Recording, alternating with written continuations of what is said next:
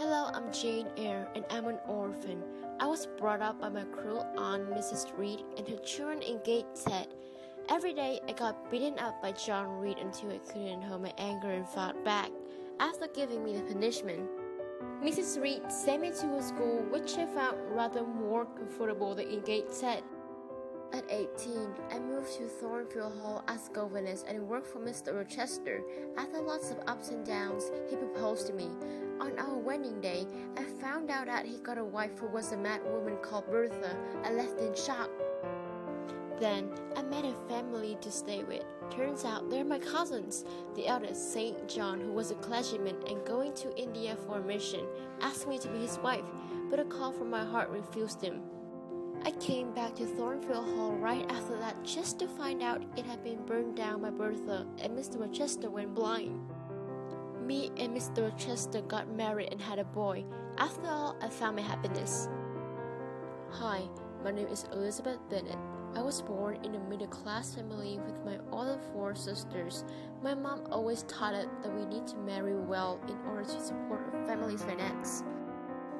I'm different from my sisters. I didn't care about marriage. I loved studying more than anything else until I met Mr. Darcy. We overcame many misunderstandings and got married. Now, I'm happy to say that we enjoy our time together very much. It is universally agreed that Elizabeth Bennet and Jane Eyre are 2 famous heroines with many unique personality traits that made them one of a kind. Featuring England from later 18th century to early 19th century, Jane and Elizabeth both lived in a period that women were believed to be inferior to men. As quoted in Pride and Prejudice, it is a truth universally acknowledged that a single man in possession of a good fortune must be in want of a wife. Women were just like trophies for their husbands at that time, nor did they have important positions in the society. However, Elizabeth and Jane are more independent than women were allowed to be in their eras. Jane once said, "I am no bird, and no net ensnares me. I am a free human being with an independent will." They fiercely fought against patriarchal domination, against social preconception on how ladies were expected to behave. These traits later impressed Mr. Rochester and Mr. Darcy, the love of their life. Other qualities that the 2 characters share with each other are forgiving and kind. They have great sympathy towards other people. Elizabeth forgives Wickham after he betrayed her and got away with Lydia. As for Jane, in the end, she forgives Aunt Reed and tries to seek the reconciliation between them. They are similar yet different. From the starting point, Jane Eyre had no family support and no financial advantage, but she still survives by building herself a richer strength, whereas Elizabeth Bennet, in Pride and Prejudice, is loved by a middle-class family. So Elizabeth is probably more fortunate and has more chances of raising her social status. In Pride and Prejudice, Elizabeth Bennet is attractive with intelligent features, while Jane Eyre has no notable appearance.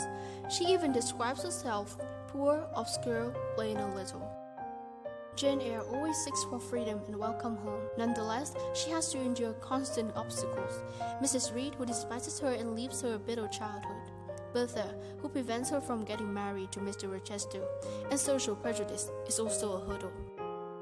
While searching for freedom, she's torn between 2 choices: a sense of liberation which satisfies her desire of true love, but enslaves her at Rochester mistress, and a marriage with St. John that enables her to freely exercise her talents, but prevents her from having romantic satisfaction.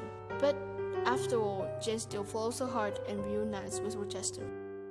People may say that Jane is more of a true heroine than Elizabeth because she rises from more difficulties. But we call these women both heroines who are brave enough to gain more independence and happiness that women were allowed to have in their eras with unwavering integrity.